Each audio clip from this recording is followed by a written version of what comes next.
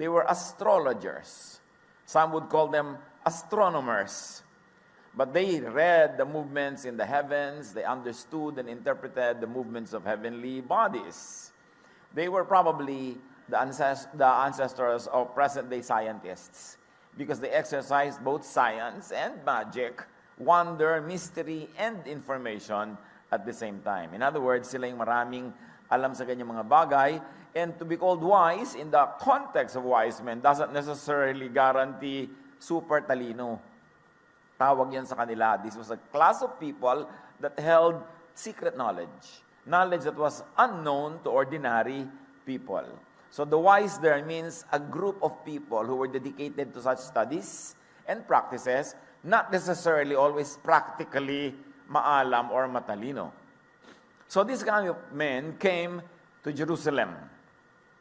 They asked people, "Where is the child who has been born to be the king of the Jews?" So what's the unwiseness here? There's going to be disturbance. Because there's a sitting king, and then there are those na naghahari-harian, the religious elite, and then here comes foreigners, clueless of the social milieu, the social situation, and they go around asking people, "Where is the king of the Jews? He was born." Don't you think you will upset the social system with such an issue? And they could not go into the city unnoticed. These were wise men, presumably also very rich. And therefore, they had bodyguards, they had slaves, they had servants. Malaking grupo to, hindi pwedeng hindi mapansin. And so they go around asking kung saan ipinanganak yung king of the Jews. How do you think will the king in the palace react? So Matthew 2:2, they go on, "We saw the star that shows he was born. We saw it rise in the sky in the east and have come to worship him." Another unwiseness, losing track of the star. They started off so well, being guided by heavenly bodies, and then they entered the city and began to ask people. Starting with a heavenly star, they continued their quest with earthly inquiry, asking mere mortals. Of course, nobody could tell them. As you can see, God very, very obviously bypassed Israel when Jesus was born. Nobody knew that he was born. Not their priests, not their king, not their royalty, not their elite, and not even the masses. No one knew. And God revealed that Jesus was born to some foreigners in faraway land. It would take outsiders to make the Israelites know that the Son of God was born. But there's wisdom here because they came to worship. Sabi niya, pumunta kami para mag-worship. But of course, there's insecurity here that you will cause among the religious leaders, because if you wanted to worship, you should go to the Jewish temple. And the Jewish temple was totally unaware of what was happening, so it's left out of the story. How do you think will the priests react to such a news? And another unwiseness here, publicity. In such an unfriendly location, they were very loud about their quest. Matthew 2:3, when King Herod heard about this, it upset him as well as everyone else in Jerusalem, meaning the leadership. See? It upset the king. Matthew 2:4, Herod called a meeting of all the leading Jewish priests and teachers of the law. He asked them where the Messiah would be born. At that time, the scholars, both the scientific and religious scholars, were all in one group. They were the priests. The religious leaders were the custodians of knowledge, both practical, heavenly, and all else. So he assembled this group of learned and informed people, the elite of the town.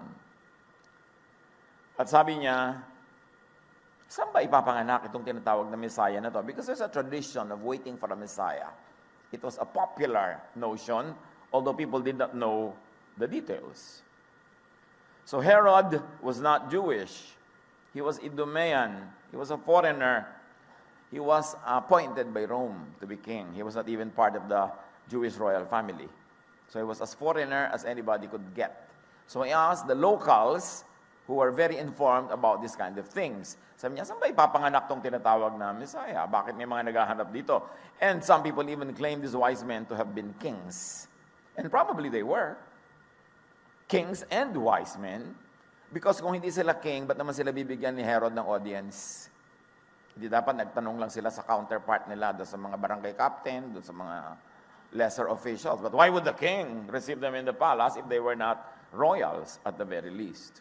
Matthew 2, 5 to 6, they answered, in the town of Bethlehem in Judea, just as the prophet wrote. So it was written. The religious leaders were upset. Why? Because this birth is going to bring changes. Changes in the status quo, in the power equilibrium, in the balance of power. And they don't want any changes because they were at the top of the apex of that power system.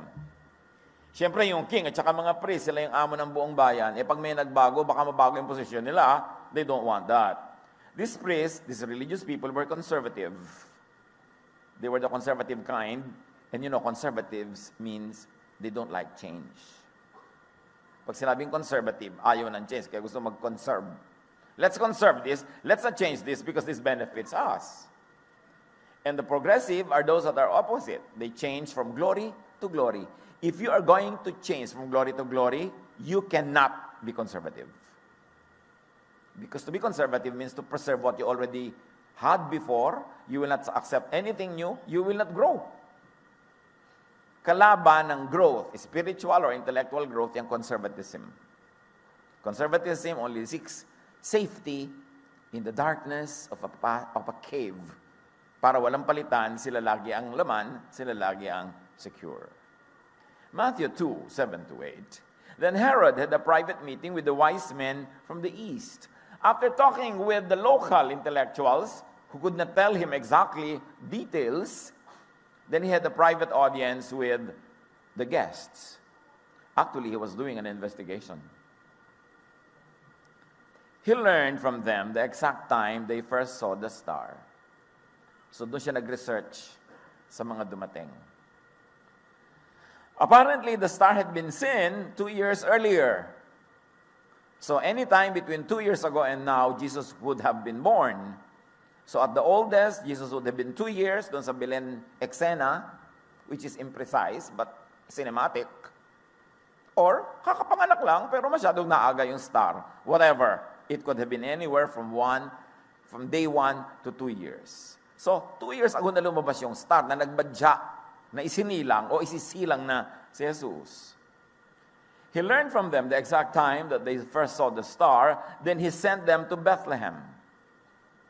Nagkaroon siya ng libreng investigador. Ito mga clueless guests that the king wanted information that he could use against Jesus. He said, go and look carefully for the child. So now he's asking for a search. When you find him, come tell me, then I can go worship him too. You know that this is fake news.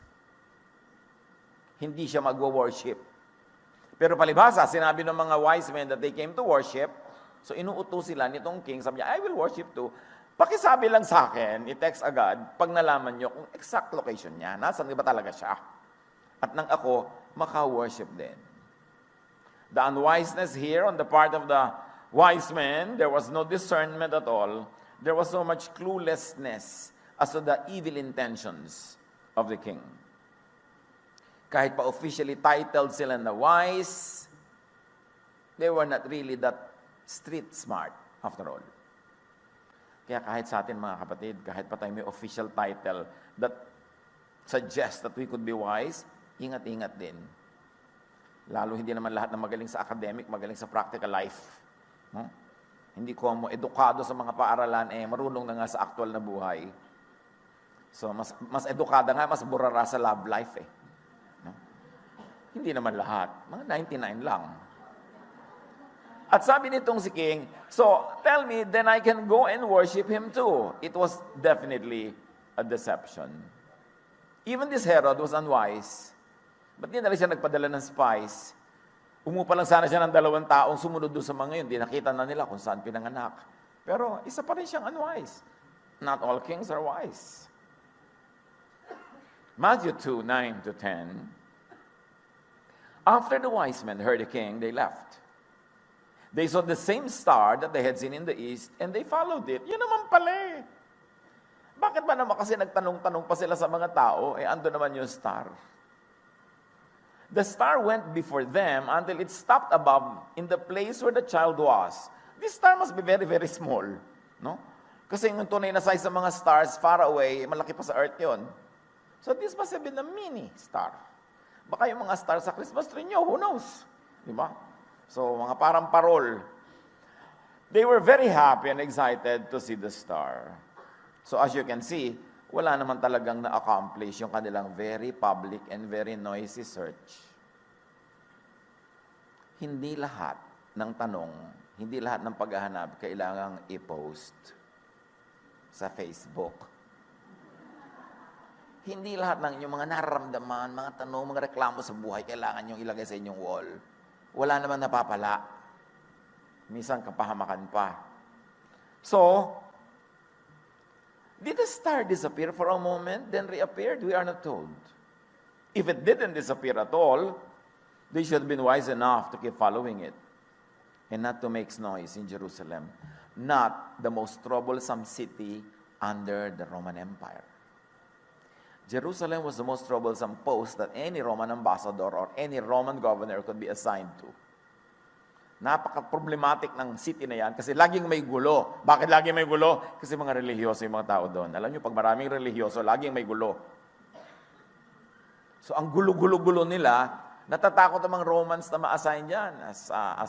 Katulad ni Pilate, sabi niya, wala kasalanan to, pero ang gulo-gulo ng mga tao, baka mag-riot. O sige, ipako na. Naghugas na lang siya ng isang palanggan ng tubig na sa kamay niya at sige na. Kasi ayaw niyang i-displace yung magugulo mga taong ito. Sabi niya, kayo yan, nag-aaway-away kayo. Pare-pareho kayo ng tinatawagan ng Diyos. Pero para walang gulo, sige, ipako. Actually, nag-ingay sila ng ingay, nagtanong sila ng nagtanong walang na-accomplish. Kung nawala man yung star for a while, hindi parang walang direction. Sa buhay natin, ano application mga kapatid? Pag walang clear direction, wait. Be quiet, be still. Because that star will reappear. Sa buhay nyo, Pastor, hindi ko po alam ang gagawin ko. Ang dami-dami kong kailangan desisyon. Hindi ko po alam ang dapat gawin. Di huwag ka mag-decide. Di pala alam eh. Be still. Wait upon the Lord. Kasi lalabas at lalabas yung guidance na yan, hindi pwedeng hindi. Ang mahirap yung hindi mo alam kung anong gagawin, tapos gawa ka ng gawa. Because you could be committing a lot of mistakes and then a lot of your life has to be spent correcting those mistakes. If you don't know what to do, then don't do it. Stay put. Wait upon the Lord. Doon pa lang, pwede tayo mag-uwian. May lesson na. Matthew 2:11, the wise men came to the house where the child was with his mother Mary. They bowed down and worshipped him. So wise sila in this area kasi hindi si Jose, hindi si Marie ang kanilang winorship. Ang kanilang winorship, yung ipinanganak na dating galing sa loob ng tiyan ni Mary. Si Jose, Marie, tiyan. Kaya daw siya ang laging kanta pag Pasko. Kasi si Jose, si Marie, si tiyan. But the star was yung laman ng tiyan. And they were wise enough. They worshiped the child. We should be as wise. Huwag tayong malito kung sino dapat ang object of worship. Matthew 2:1-2. Gustong-gusto niya umuwi, no? Para sabihin sa kay Yaya, yung Jose Maria na yan. Yung iba, tinetext na agad. Matthew 2:1-2. Then they opened the boxes of gifts that they had brought for him. They gave him treasures of gold, frankincense, and myrrh. So there's wisdom here. They give the gifts to Jesus. Hindi kay Mary or kay Joseph. At lalong-lalo na, wise sila kasi hindi sila nag-exchange gifts. Can you imagine kung pagkaharap kay Jesus, nagbunutan sila, Kris Kringle tayo, 500 pesos minimum. No, they were wise. They gave the gifts to the child. But there's a question here that nobody seems to be asking for 2,000 years. What were the gifts for? Those gifts were never mentioned again. There is no account of Jesus or Mary or Joseph ever using them. So ang question is, was it wise to give those gifts at all?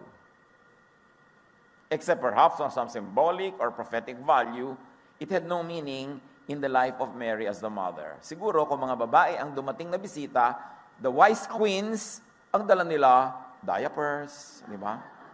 Mga formula, mga gamit, which would have served a very practical purpose.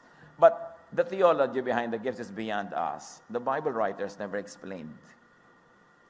But maybe because it was second nature to them. They were royals, they were aristocrats, so they would give such kind of gifts. Pero sa ating buhay ngayon, ang tanong is, what was it wise to give those gifts at all? At mahalaga sa atin, we should be wise in giving gifts. Bigay kayo ng give. Apat na kalendaryo na yung natanggap niya ngayon. Utang na loob, hindi naman napapalitan yung date. Tama bang gift yun? Tama bang magbigay tayo ng mga gift na hindi naman talaga magagamit? May maiabot ka lang. How much % of gifts really get used? Less than 20? Kasi yung iba, i-recycle mo o itatago mo, sayang itapon, pero hindi ba rin naman magamit? We should be wise. Paulit-ulit ang Pasko, pag binuksan yung mga cabinet nyo, siguro may Pasko pa kaya ng 1994 na nandun pa yung gift. Sayang. When we give, tanong muna natin sa sarili natin, useful ba? Practical ba? Diba? Affordable ba para sa iyo na magbigay ng ganyang gift? At kung hindi ka wise men or wise women or hindi ka king o queen, magtigil lang ka regalo ng sobrang mamahalin. Dapat nag-celebrate ka ng Pasko, pagdating ng bagong taon, wala kang utang dahil kabibigay mo ng mga regalong hindi mo naman kaya ibigay. Tigilan yung mga oppression ng Christmas na yan. Diba? Yung mga tradisyon na idinagdag ng iba sa celebration, hindi na natin naiintindihan yung theology ng Pasko, tapos sumasali tayo sa mga kabaliwan na walang katapusang shopping, gastusan, kainan ng kainan, na pag-uwi sa bahay nagsisisi. Busog ako, sobra-sobra busog ako. Yung mga ganyang klase, wala naman yan sa tunay na diwa ng Pasko. Dapat marunong tayo rin mag-screen. Sumala. Wala na lang tayong katanong-tanong, tanggap na lang tayo ng tanggap ng lahat ng mga tradisyon. Dapat suriin natin yung mga yan. Back to the story. Matthew 2:12. But God warned the wise men in a dream not to go back to Herod. So you see, diretso nang sumali ang Diyos sa kwento. Kasi baka bumalik pa sila, ikwento pa nila yung address. So sabi niya, no, huwag kayong babalik. So God had to directly intervene and instruct them to keep quiet. So they went home to their own country a different way. Anong lesson sa atin yan, mga kapatid? Makiramdam sa guidance ng Diyos. Huwag pa dalos-dalos, be still, and hear God's voice. Actually, there is that part of that wise man in all of us. Nga yung lesson nila, dapat lesson din natin. Kailangan sila ay nag-dream, so you dream. But before you dream, you have to sleep. And for you to have a good sleep, you really have to be in the mindset to rest. Be restful. Huwag pagurin ang isip.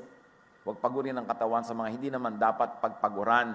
Kasi pag pagod ka at nanaginip ka, hindi dream ang tawag doon. Bangungot. And many bangungots are born just out of fatigue. Kaya kailan pinapahinga mo talaga yung katawan mo at huwag mong i-over-theologize sa mga napapanaginipan. Mga kulang na be very flexible. They had plans, pero pinalitan nila ang guidance ko.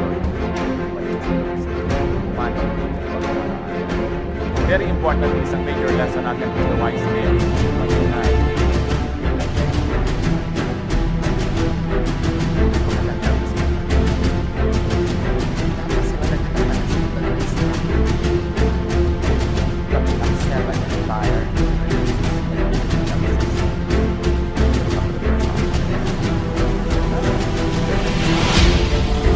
After the wise men left, an angel from the Lord came to Joseph in a dream.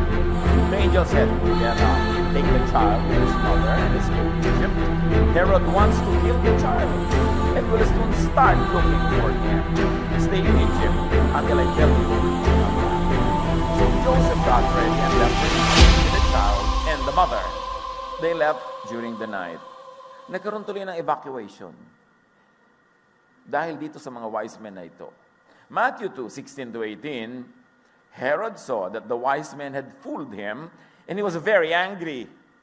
So he gave an order to kill all the baby boys in Bethlehem and the whole area around Bethlehem.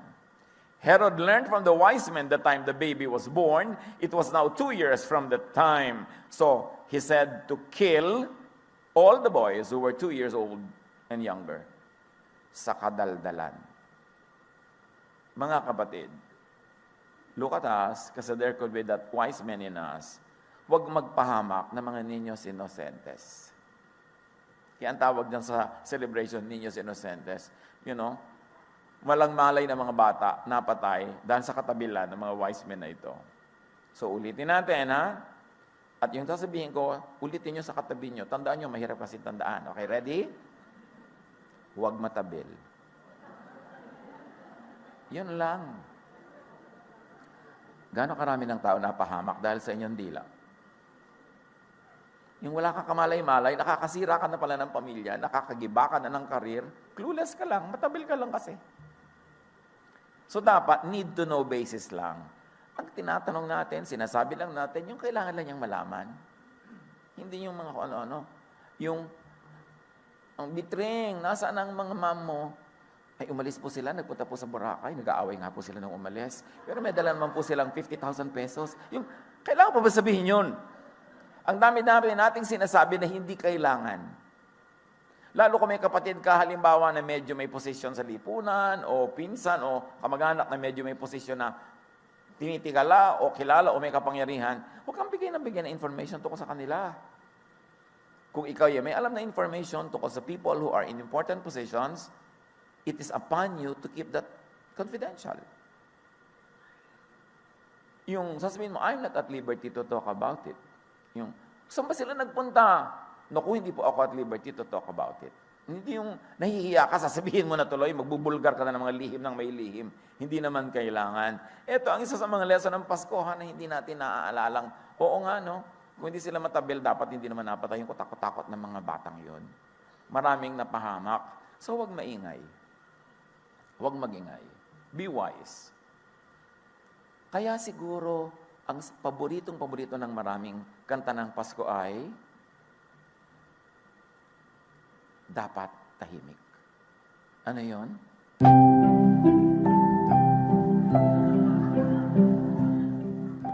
Dapat ganyan kayo magsalita, ha? Hindi laging ganito.